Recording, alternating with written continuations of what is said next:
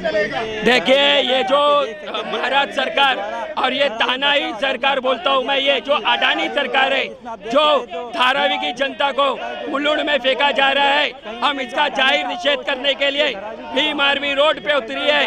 हम धारावी के बाहर नहीं जाएंगे। जो मुलुंड का जो महाराष्ट्र सरकार ने जो ये जीआर 1 जनवरी जो अभी का जो जीआर उसने पास किया है, वो जीआर को ये अडानी सरकार, ये शिंदे सरकार इसको रद्द करना चाहिए। जब तक अगर ये जीआर को रद्द नहीं किया जाएगा, भीम आर्मी चुप बैठने वाली नहीं है। आंदोलन के जो लोग हैं वो यहाँ पे बार आंदोलन किया जा रहा है, क्योंकि सरकार के काम पे झूठ नहीं है। इस तरीके से लोगों के साथ में व्यवहार किया जा रहा है। आने वाले चुनाव है, किस तरीके से आप इसका जवाब देंगे? देखिए, आने वाले इलेक्शन में हम एक भी नेताओं को धारावी में घूमने नहीं देंगे जब तक ये महाराष्ट्र शासन का जो जीआर निकाला है, ये सरकार ने, शिंदे सरकार ने, जब तक ये अडानी सरकार ये रद्द नहीं करती है, तब तक भीम आर्मी का ये पद यात्रा और जोरों शोर में उतरते रहेंगे और जल्द से जल्द इसको रद्द किया जाए ये जीआर।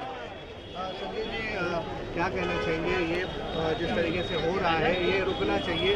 धारावीकरों को यात्रा में देख रहे हैं भारी संख्या। धारावीचा विकास झालाच पाहिजे, परंतु तो धारावीच्या मर्जीने झाला पाहिजे। धारावीकरांना धारावीच्या बाहेर फेकण्याचं षडयंत्र जे या सरकारने केलेलं आहे, ते हाणून पाडण्यासाठी धारावी बचाव आंदोलन, त्याला संलग्न भीम आर्मी व 18 पक्ष 200 संघटना, त्यामध्ये भीम आर्मी भारत एकता मिशन सक्रिय भूमिका घेत आहे। भीम आर्मीचे संस्थापकीय अध्यक्ष भाई चंद्रशेखर आझाद डिसेंबर महिन्यामध्ये इकडे आले होते। त्यांनी सांगितलं होतं की प्रत्येक घरामध्ये, प्रत्येक वॉर्डमधून जर एक घरधारक आला आणि त्यांनी आपला प्रोटेस्ट केला तर ही लढाई अदानी हटाव काय, पूर्ण सरकार हटून जाईल।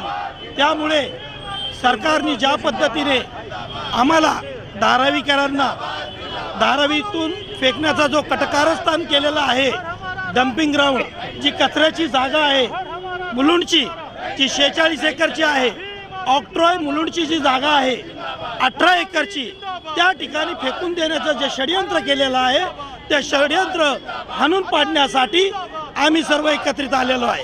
मुलुंडकरांनी एकत्रित येऊन त्या ठिकाणी मोठ्या प्रमाणामध्ये जर मुलुंडमध्ये धारावीची जनता आली तर तिकडे इन्फ्रास्ट्रक्चरवर परिणाम होईल, हे कारण देऊन त्यांनी निवडणुकीवर बहिष्कार घालण्याचा प्रयत्न केला। त्यांनी त्या पद्धतीने सरकारला धमकी दिली। सरकारने त्या धमकीमध्ये येताच त्यांनी जी 283 एकर 84 एकरची वडाला सॉल्ट पॅनची जागा आहे ती ताबडतोब मंजूर केली आणि धारावीच्या विकासासाठी धारावीकरांना त्या ठिकाणी फेकण्याचं कटकारस्थान केलं।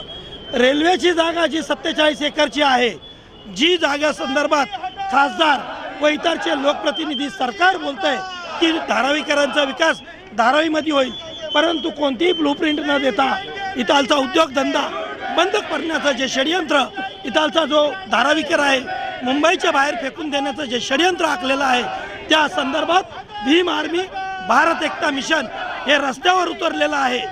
आमच्या मागण्या जोपर्यंत मान्य होणार नाही तोपर्यंत आज या ठिकाणी याची सुरुवात झालेली आहे।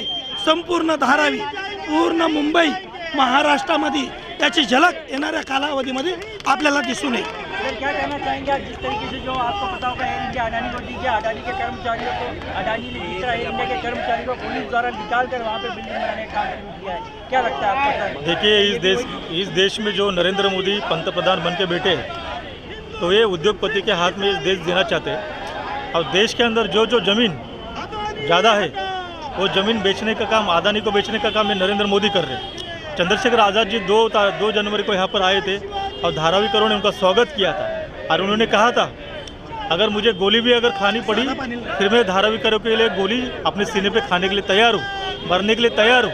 और भीम आर्मी का एक कार्यकर्ता इस धारावी के लिए, इस आंदोलन के लिए लाठी झेलने के लिए तैयार है, गोली खाने के लिए तैयार है, फांसी चढ़ने के लिए तैयार है। चंद्रशेखर आज़ाद मई महीने में जब इलेक्शन ख़त्म होने वाला है तब फिर से इस धारावी के अंदर आने वाले।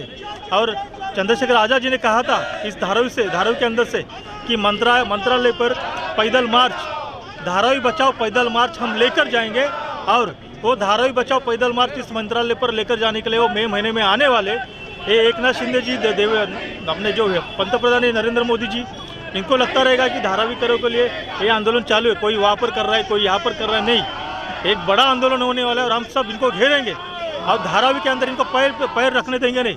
अदानी को लगता है कि कुछ यहाँ के गद्दार लोग हैं, कुछ गुलाम लोग हैं, उनको पाकिट चालू है, पैसा चालू है और वो यहाँ पर खबरी का काम कर रहे हैं। उनको भी हम सावधान कहना चाहते हैं, अगर जिस दिन आपका नाम अगर हमें पता चला कि आप खबरीगिरी करते हो, आप धारावी के लोगों के लिए गद्दारी का काम करते हो, तो याद रखो रास्ते पर रोड पर कपड़ा निकाल कर मारेंगे।